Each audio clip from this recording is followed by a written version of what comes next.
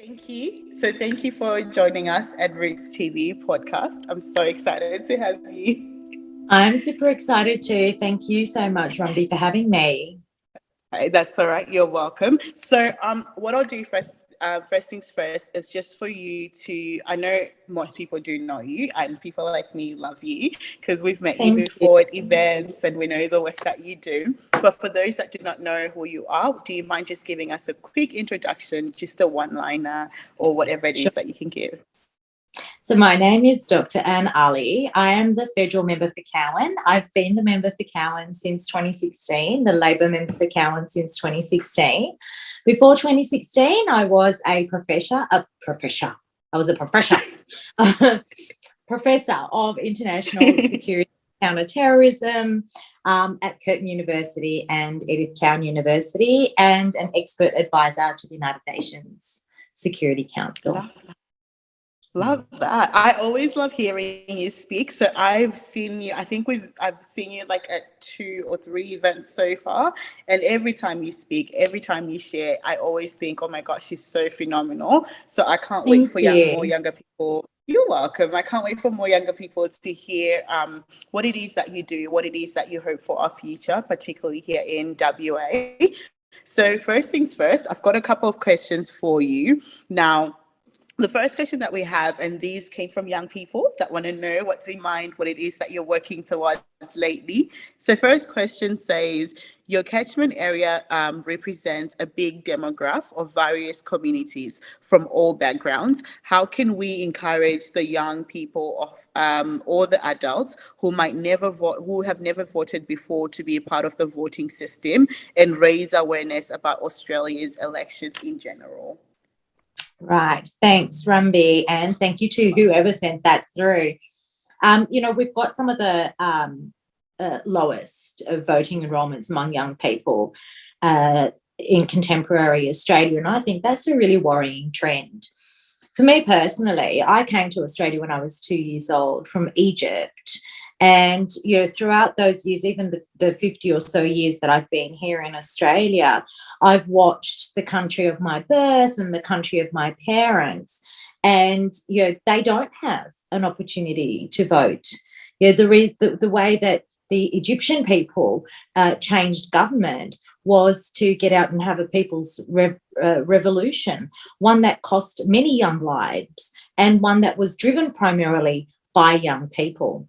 We are we're very lucky actually to be in a country where you can vote. And I think it's really important to get that message to young people, particularly those whose parents have come from countries where there was no democracy, where there was autocratic governments, where they were unable to vote, to really drive that message home to young people that your vote matters and your voice counts.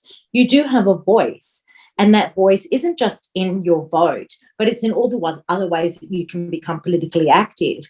I always say you don't have to be a member of parliament to make change. In fact, some of the greatest change makers have never been members of parliament. They've never been on the cover of a magazine. They've never been on the front page of the newspaper. Some of the greatest change makers are the ordinary people that you meet every day who change lives in small ways. So that's also part of being politically active, isn't it? It really is. Yeah. Politics and being politically active and taking part in a democracy isn't just about becoming a member of parliament. It's not just in voting, right? There are a whole lot of other things that you can do.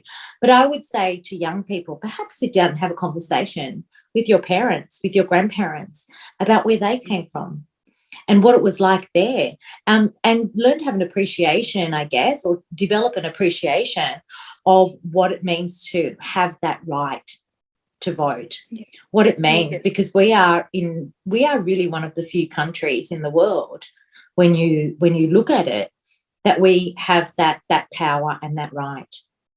Mm-hmm. Okay, thank you so much. I love that. And I hope that young people take a chance to listen to this podcast and actually sit with the younger, with their parents and be able to understand where we come from and why it's also important to take part in these things. Now, the second question we do have for you, this is my favorite. You know, I love mental health. That's the space that I work in. So I loved when I saw this message, this question. So it says, mental health has always been on the front line of many youths. What is your thought on this topic? Right. You know, I've got about 100 schools in my electorate, and I meet with them, or I try and meet with them every year, just to look at what are the issues for young people. And what I found really disturbing was that the issue of mental health has been affecting younger and younger and younger and younger people. I'm going to schools where they're telling me children as young as 6 are presenting with mental health issues. So there are a couple of things. The first thing is the delivery of services and access to services for mental health. I was at the train station the other day, and a young girl came and said, look, I can't vote yet. I said, that's okay. Tell me what's on your mind. And she said youth mental health. She said that it was, you know, virtually impossible. You have to wait a long time for an appointment. And in my past conversations with young people, there's also that gap in between, say, age 13 and age 16, where there is a gap in services. Yes. So one part of that is the delivery of services for mental health. But the other part of that, a part that probably isn't talked about a lot, is really early development, and those critical days and critical years of a child's development, the first 500 days, and then their first 5 years. You know, how do we build resilience and prevention of mental health issues among young people?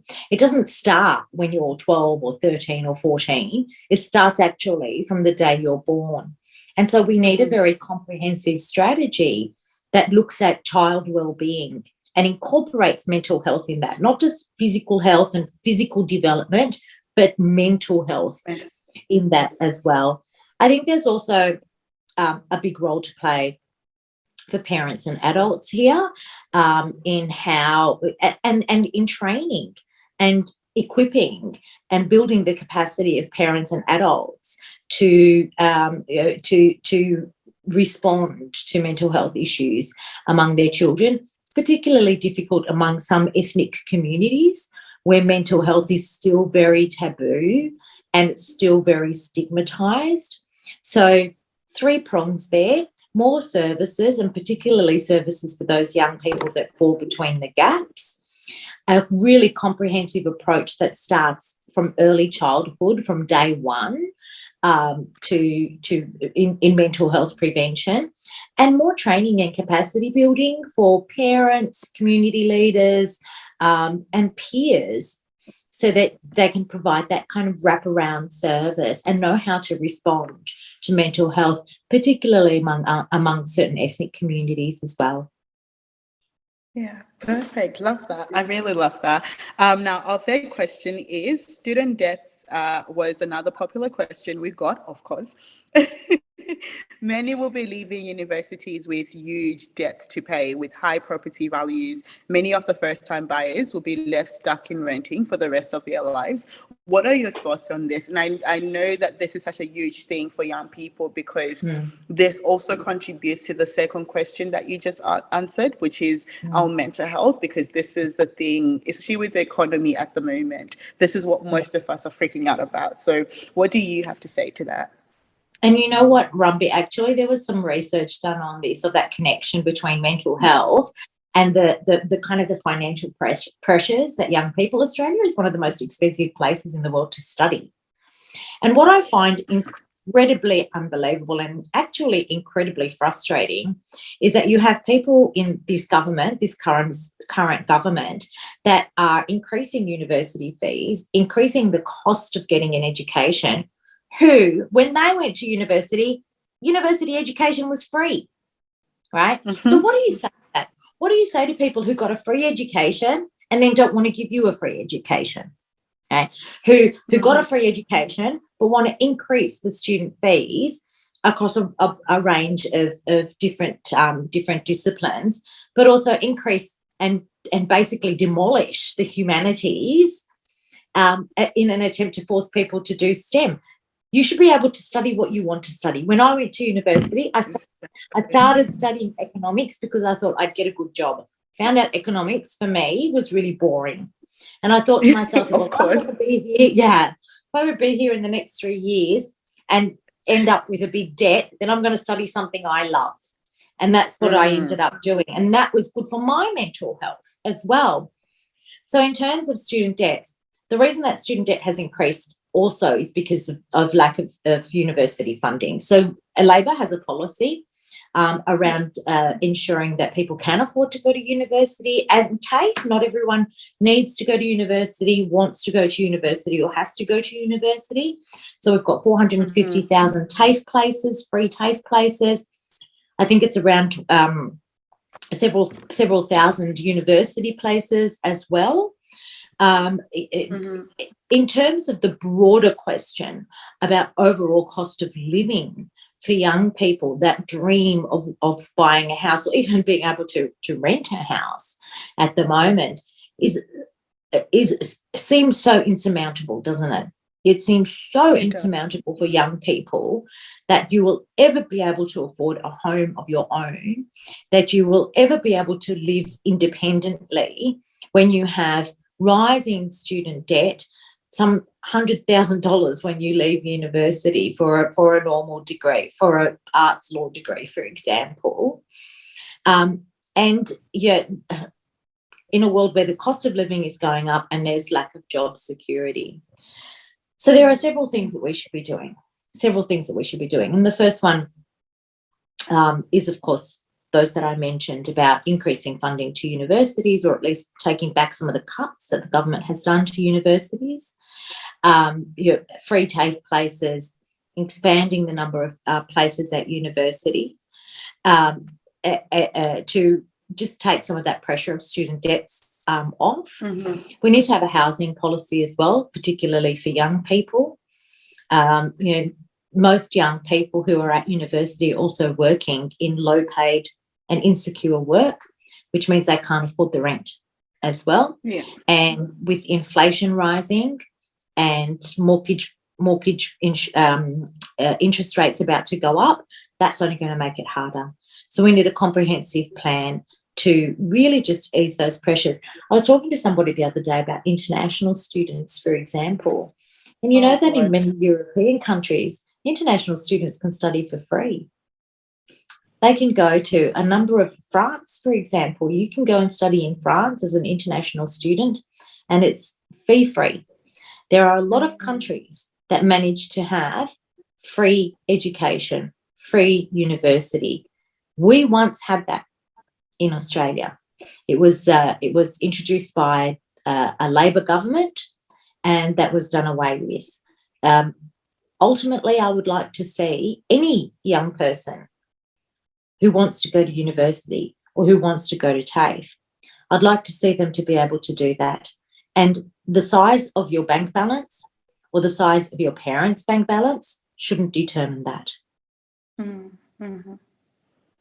That's very true. I do hope we do get, because as a young person right now, in between having my own business, being in mental health, also trying to educate myself, trying to find a place to live, it's been almost 6 months now of not even being able to find a place to live, and you're left off either homeless. I know a lot of young people this year who are homeless, sleeping in their cars. Some of us are having to figure out what to do, sleeping in our places of business, because that's the only option that's literally quite available. So I do hope that we get to see that come through. I think it would be it's a shame, really, that we're still at a place where the access to education comes with how much money you have where you live. Yeah. It would be greater to see in Australia where what makes a human being, or fundamentally what shapes you up for the world, should be free, we shouldn't be paying for it. So thank you for that. It's an investment in the future, Rumby. It's an investment in opportunity.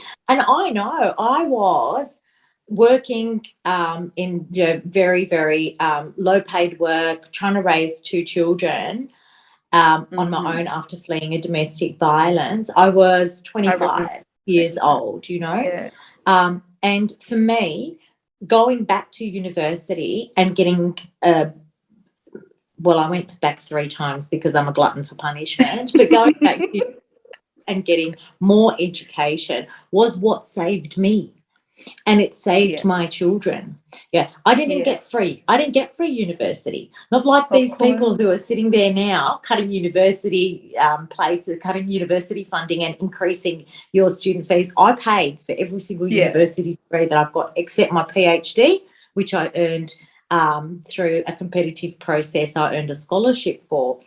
So I know that you're constantly weighing the cost of getting a university degree with the cost of just getting through life, getting through life.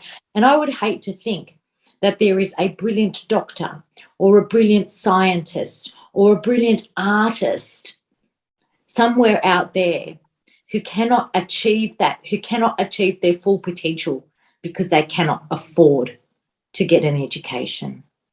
That's very true. Thank you for that. I really love that. And that's one of the things that I truly hope changes. Even just somebody who works with young people, that's one thing that I'm super passionate about, because we shouldn't have to cut our years short just trying to get a degree and make money. And a lot of us a lot of people that I know who took their first degree, some of them don't even use it as well because the market is constantly changing. So education is one of my passionate places as mental health. So thank you for that. The other question that we have for you is, there's a lack of youth centres. This is another one that I'm here for. And a place for young people to gather. What commitment can your party give to address the youth at risk? I'm loving these questions too. Me too. I'm really loving these, and it's really good to hear that these are the issues that are front of mind for young people. But what really hurts me and what's really breaking my heart here, Rumby, is that these were the issues for me when I was young. And that was a long time ago. That was, more than 30 years ago. And so it's actually heartbreaking to think that those same issues are generational, and that there hasn't been change. In fact, I think it's worse now for young people than it was for me when I was young, in terms of all of those pressures on mental health, all of those cost of living pressures. The youth centres is a very interesting point as well, because a lot of the funding for centres has been for, if we talk about ethnic specific centres, like, cultural centres, to do. And that's what we're told that, is what the youth want. But in terms of, there are a few youth centres dotted around here and there, but they're at capacity. They're at capacity. They're dealing with... I was hoping you would say that, because that is so true. They are dealing with increasing numbers of young people reaching out and wanting to do something, but who actually need that kind of that wraparound support. I mean, if you access a youth centre, it's not just around something to do, right? Or a place to gather. It is actually about your mental health. It is actually about connection to community. It is actually about a sense of belonging. It is actually also about having a pathway to other services as well. I don't think, Rumby, if I'm honest, I don't think that's fully recognised. I don't think that it's fully recognised the kinds of benefits on wellbeing that youth centres provide. And I think the reason for that is there's not been a focus on wellbeing, right? We talk about health, and we've only really just started including mental health when we talk about health. We talk about jobs, and we talk about all of these kinds of single issues, but the overarching thing of that is well-being. That's the kind of the umbrella. If we had something like a well-being index, if we approached everything through this lens of well-being, it means that we could talk about things like sport in terms of the well-being, individual, community, social, national. We could talk about health in terms of well-being. We could talk about entertainment in terms of well-being, art in terms of well-being, science and its contribution to wellbeing, youth centres and their contribution to wellbeing. So I think what we actually need is a shift in how governments approach these issues and how they value things like youth centres. That's very true. That's very true. Because even as a creative as well, and I love what you're saying about shifting the way that we look at it, because even just as a young person in the last 3 years, having gone through my own suicidal ideation, deciding what I want to do, what I've truly realized in trying to access various services is there's not a center of coming from a place of holistic well-being for all young people. Everything is on the other side, but then it's like you almost need a home where it begins from and then it flows through. So I love that. Yeah. Exactly. And everything is so siloed. You have to go here for your you have to go here for this, you have to go here for this, you have to go, and they're all dealt with by different departments. And that they're all different processes. It and different people too throughout the process. Yes, that's so true. And it's all different people too. And I think even going back to the issue that most young people have, mental health and stress, if I'm having to push past my depression, my anxiety to talk to 15 people or 10 people to help me, chances are in the end, I'm going to give up and withdraw. So I do love what you said. I think we do need a big shift in the way that we see that and the idea of holistic well-being. So yeah, that's really good. That's really good. Thank you. I love talking to you. So another question is, what is your party policy on immigration? Where do we stand at the moment? Right. So when we talk about immigration, let's just break it down a bit, okay? Because there are different streams of immigration and each stream has a different one, right? So if we're going to talk about permanent immigration, the fact is that the permanent immigration is backlogged and applications for permanent immigration are backlogged. You have people waiting years for immigration. In fact, one of the visas that you have to apply for, which is a parent visa, you actually have to apply for it before you were born for your parents, right? It takes something like 30 years to process, right? As well as they're being quite expensive.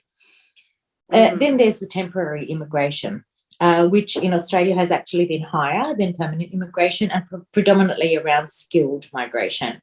And then we have the refugee policy. Now, that's where I want to start with. I want to start with refugees because right now, many of them are on something called a temporary protection visa or on bridging visas, which really puts them in a life of limbo. They can't access education. When we talk about how expensive it is to go to university and student debt, well, if you're on a temporary protection visa, you can get the highest marks in your school. You can be dux of your school, but you cannot go to university. Like, how cruel is it? And some of these people have been on these visas for 10 years. So the young people have grown up in Australia, been through the Australian school system, have these dreams of what they want to do with their lives, and they are prevented from studying at TAFE or university because they are on temporary protection visas or on bridging visas. So we want to convert these temporary protection visas to permanent protection visas and give people a life. Now, remember, those on temporary protection visas have already been deemed refugees. They're already genuine refugees. I won't buy this argument that they're not real refugees. They have already been assessed as being real, genuine refugees. So let us stop adding to their trauma, stop adding to their mental health and stress, do away with these temporary protection visas, convert them to permanent visas so that they can live a life. Just this morning I met a woman, her and her family came from Iran. They've been on a temporary protection visa and bridging visas. You know what they do? They run a business. They employ 4 Australians. Okay? They run a business. They employ 4 Australians. Right? This is their contribution to this country. Yet their rights are limited. right? Their ability to make more of a contribution is limited. So that's one thing. In terms of permanent immigration, we don't have, I believe, a plan to increase permanent immigration. Our plan is more about converting to permanency and ensuring that people are not left in limbo.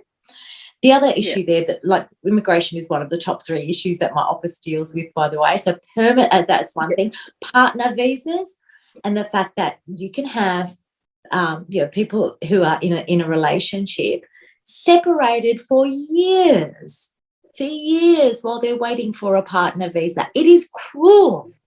It is actually very cruel.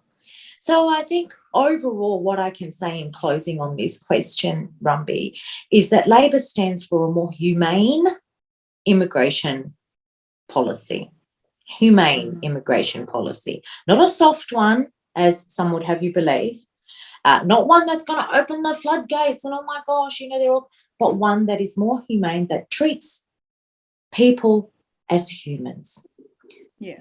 That just treats them with a little bit of compassion, a little bit of dignity, and in the same way that you would treat anyone else as humans. Yeah, I love that. I truly love that. I think, once again, this is one of my areas of passion. I think there's so much that we just don't. I think, and I've always thought that even after COVID, maybe would have learnt something, because we all finally experienced forced isolation. We all finally experience what it feels like to be kept away from your job, from your loved ones, from doing things that are just normal. And I thought maybe that would have maybe made us hurry up and fix things. So I truly hope that we get to see a better world where we treat people with respect. The other day I was at the train station and this woman came up to me and she didn't even bother talking to me. She talked straight to my husband. He and I were there handing out my cards, and she said, I don't vote for her, I don't like her, I always vote Liberal. So I said, well, why? And she said, because you will let immigrants in and they will take our jobs. And that's what they do. They come, they take our jobs and then they get on the dole. I said, okay, I want you to go to the shopping centre just here at Kingsway, near where I live. Go there from 7 o'clock in the morning to 7 o'clock at night.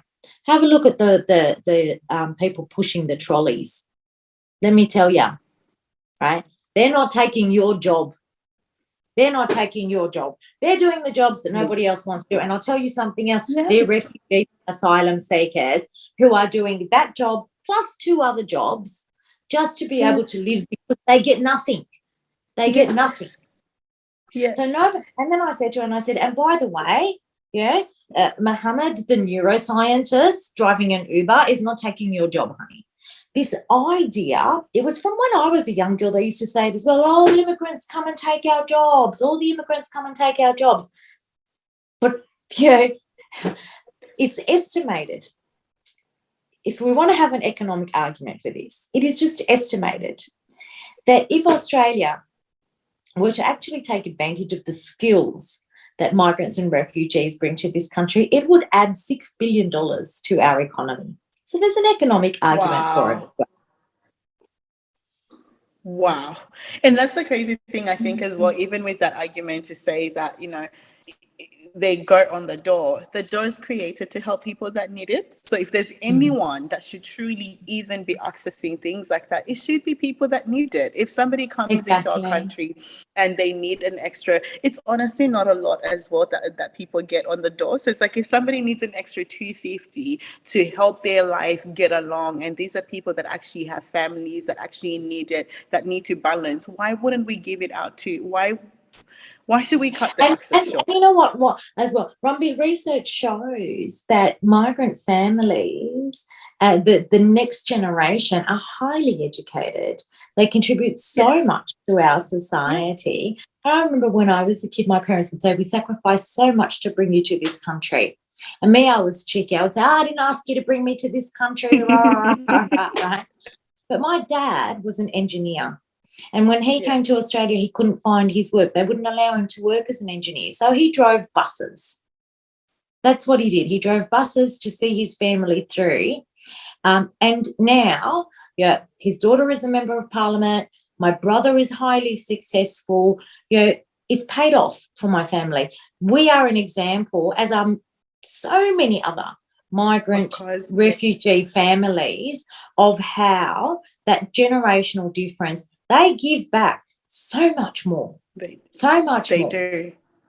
They absolutely do. I can even tell just from my own parents, when we moved here, the things that they had, what they've had to lose just to sacrifice to give us a better life. And I think I always go back to also saying that I think what I've realized now that we also lack is spaces to be able to explore these conversations, because what we only have is what we read online, what somebody else says. But how many migrant families do you actually know as an individual that wait on the door? Most of them have 2, 3, 4, 5 jobs. So I think that's just also where that comes from. Unfortunately, Exactly. And you know what, Rambi? I met some people from Poland. They were from Poland the other day, and she was a doctor in Poland. And then when she came to Australia, they said to her when she was migrating, oh, yeah, we need doctors in Australia. When she came to Australia, they said, okay, to work as a doctor in Australia, you have to retrain. It's 6 years. Yes. So when you go to the hospital and there is an Indian doctor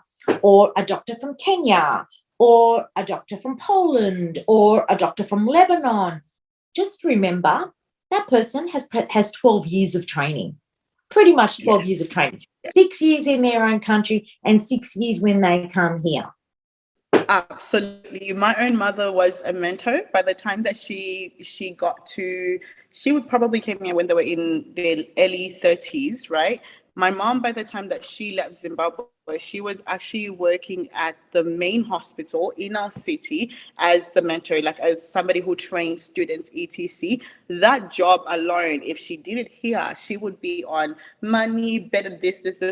But she went all the way down to retrain, to coming back as a nurse. So a lot of the migrants that have moved here, yes, they've moved for this reason and that reason. But like you said, the skills that they actually possess, if we gave them room, if they were given room to do those things, whether in work, school, or business, it would make us more money, but we just don't. I agree with you. And it's the one thing that has not changed in decades and over generations in Australia is that same migrant experience. You come here with skills, you end up working on the factory floor, pushing the trolleys, cleaning the toilets, and doing all of the jobs that nobody else wants. It's very sad, but I do hope that is one of the things that does change, especially as we, I hope so. It would be sad for me to be sitting with you in 10, 20 years and having the and same saying this and talking about the same issues. I know. Now, I know you do have to rush, so I'll ask you very last question. So it's just a trivia question. This question will be hidden from V. I'm not sure what. Okay, I'm not going to ask you that because I'm not sure what the question was. I think Elmi forgot to give me that. So that's pretty much it, really. I've thoroughly enjoyed seeing you again and speaking to you. It's been so good.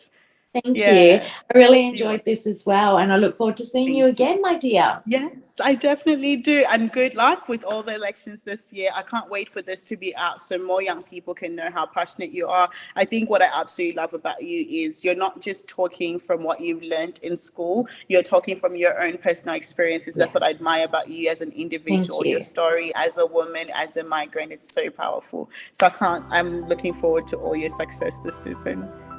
Thank you so much. And for any young people out there who are watching, if you ever need anything, please don't hesitate to call me. I always have time for you. And let's create those safe spaces as well. Thank you so much. Thanks, I will actually be calling you at some point about the mental health part, because I've been sitting on it for too long, but now I'm going to after our conversation. Wonderful. I look forward to it. You have a wonderful day, my dear. Thank you. Bye, Anne. See you next time.